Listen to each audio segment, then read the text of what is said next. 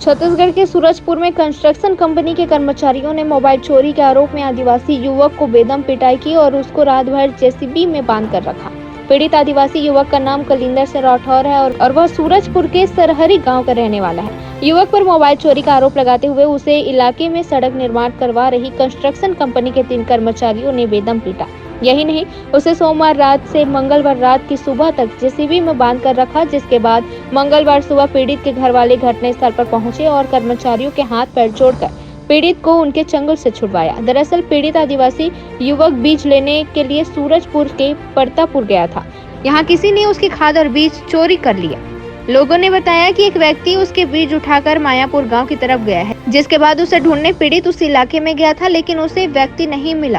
रात हो गई थी तो युवक पास के मौजूद जेसीबी और सड़क निर्माण मशीनों के पास ही सो गया, जिसके कुछ देर बाद वहां जेसीबी की ड्राइवर सोनू राठौर और कंस्ट्रक्शन कंपनी के 2 कर्मचारी कृष्ण राम पटेल और सोनू राम पटेल आए और उन्होंने जेसीबी मशीन के मोबाइल चोरी की बात कहकर उसे बेदम पीटा किया गया है और बहुत सारा और प्रताड़ना किया गया है। क्या पूरा मामला और क्या कार्रवाई? ये बीते हुए कल की बात है। ग्राम सरहरी थाना से 10 किलोमीटर दूर है। गांव का एक युवक के बारे में सूचना प्राप्त हुई थी कि कलिंदर नाम का एक लड़का है, सरहरी गांव चारपारा का रहने वाला है।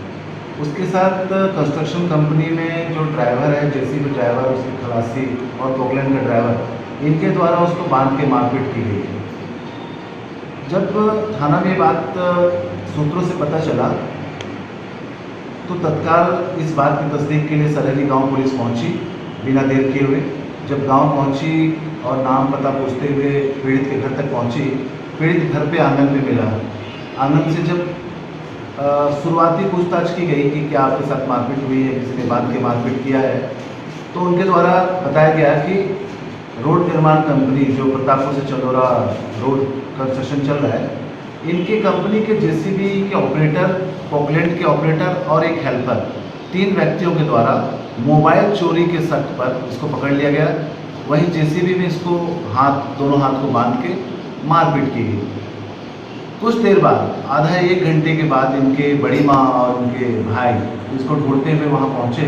तब उनके द्वारा रस्सी खोल के उनके साथ विदा कर दिया इनको।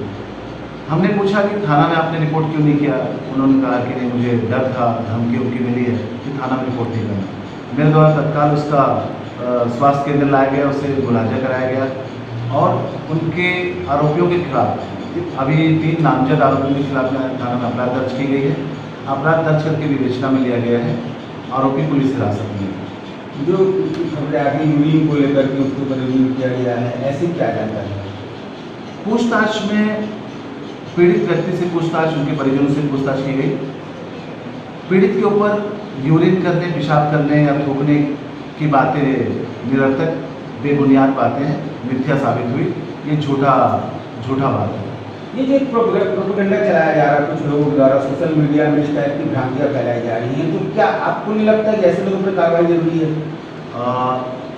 समाज में जो लोग इस तरह से सनसनी फैलाने का प्रयास करते हैं या समाज में लोगों को बांटने का काम करते हैं, इनके विरुद्ध निश्चित ही कार्रवाई होनी चाहिए। समय आने पर वरिष्ठ अधिकारियों के मार्गदर्शन पे इनके विरुद्ध भी कार्रवाई की जाए।